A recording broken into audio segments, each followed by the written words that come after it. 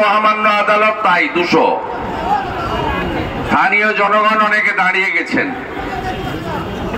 আমার এবং ডক্টর সুকান্ত মজুমদার সহ পুরো রাজ্য টিমের ইচ্ছা ছিল 15-20 হাজার লোক নিয়ে এক সাইডের মোড় থেকে হাঁটতে হাঁটতে আসতাম, তারপরে খেলতে খেলতে যতটা পারা যায় এগিয়ে এগিয়ে যেতাম।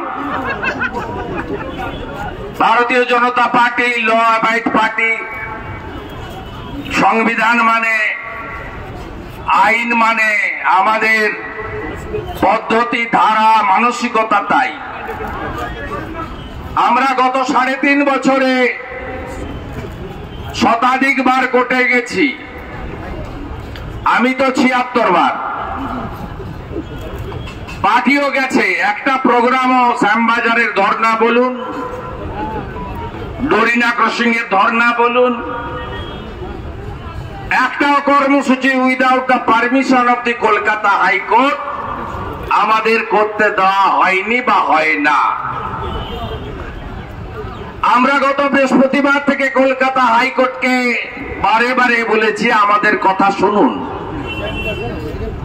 হাইকোর্ট কেন শুনেছেন গতকাল, আগে শুনেননি, আমি তার মধ্যে যাব না, ওটা হাইকোর্টের অধিকার।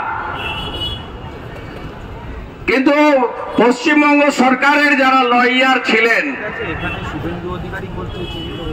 পশ্চিমবঙ্গ সরকারের পক্ষ থেকে যারা ওখানে ছিলেন, তাদের কথা মানে মমতা ব্যানার্জির কথা, তাদের কথা মানে আগের বিনীত গোয়েল, এখন মনোজ ভার্মা, নতুন বোতল পুরনো মত।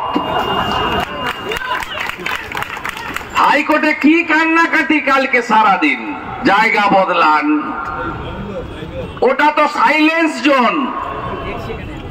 অনেক সিনিয়র সিটিজেন দাঁড়িয়ে 3 তলা 4 তলা থেকে শুনছেন।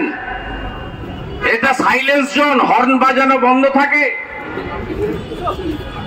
এখানে তৃণমূল কংগ্রেস খেলা হবে, গান বাজায় না।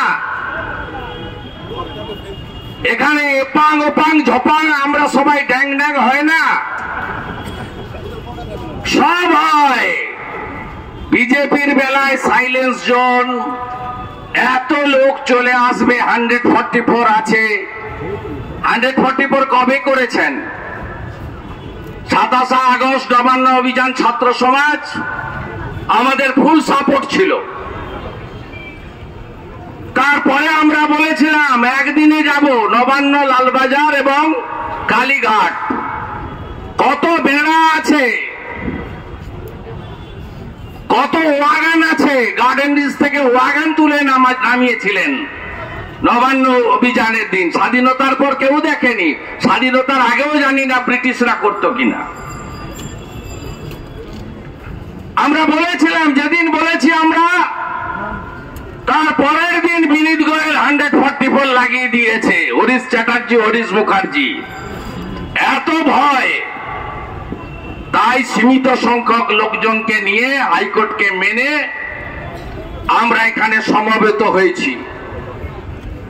আমি ধন্যবাদ জানাবো রাজ্যের মান্যবর সভাপতি